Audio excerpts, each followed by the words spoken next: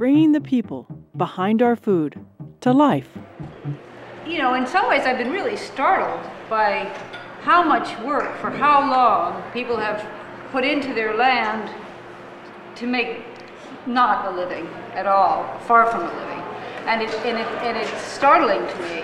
And so I'm really wondering, is it needing people to pay more for food? Yes. Yes? Yes. Is it needing people to buy more than the 2 tomatoes and the head of lettuce? I mean, what are all the pieces? And additionally, the intern problem, like labor. I've heard everything from people having great interns to interns who love the notion of being on a farm but don't really know what work is. And then the problem with you know, migrant or immigrant workers and being the threat of being busted and, you know, documentation. So just, I understand what the heart is, but what are the solutions? In the U.S., we spend less than 10%. It's like 8% of our income on food. And that includes all the fast food and all the restaurants, because cooking at home, which is cheaper, is less prevalent than it used to be. We pay 16% of our national income on what? Healthcare. And a lot of that is long-term chronic disease, a lot of which has so much to do with the typical diet. So it's gonna take, you know, switching that whole syndrome in order to make it reasonable. In Europe, people don't have to worry about paying for kids' college because pretty much it's paid for, and the kids don't have to go into debt to get a degree. They don't have to worry about health insurance. They pay for it, but they pay a whole lot less than we do with way better outcomes. Moms get like 1 to 3 years off with new babies, paid, and they don't have to worry about infant child care for that reason.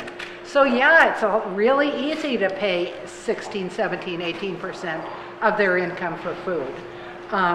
So it's that kind of paradigm shift that we're going to have to look at to get to the point where there's that much difference between minimum wage and maximum wage for farm labor, and where farmers, the farm owners, the employers, are working on margins that in many cases are less than zero and no return on investment until they cash out this fabulously costly land that they bought a while ago.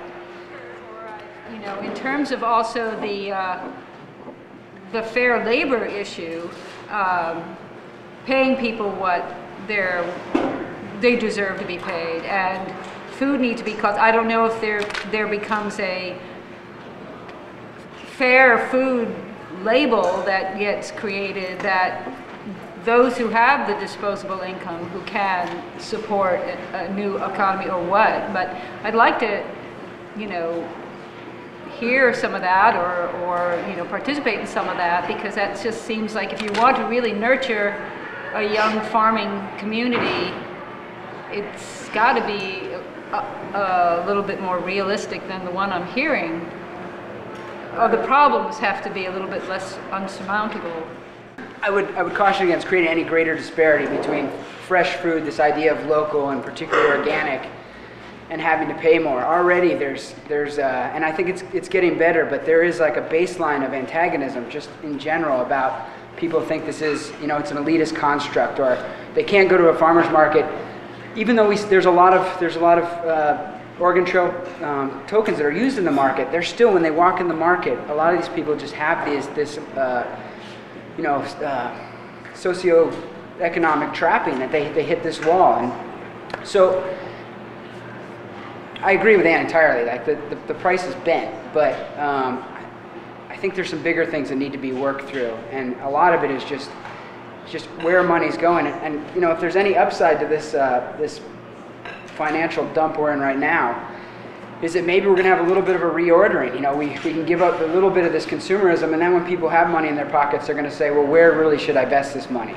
And I think food and health is, you know, we're not selling widgets. It's a very logical progression.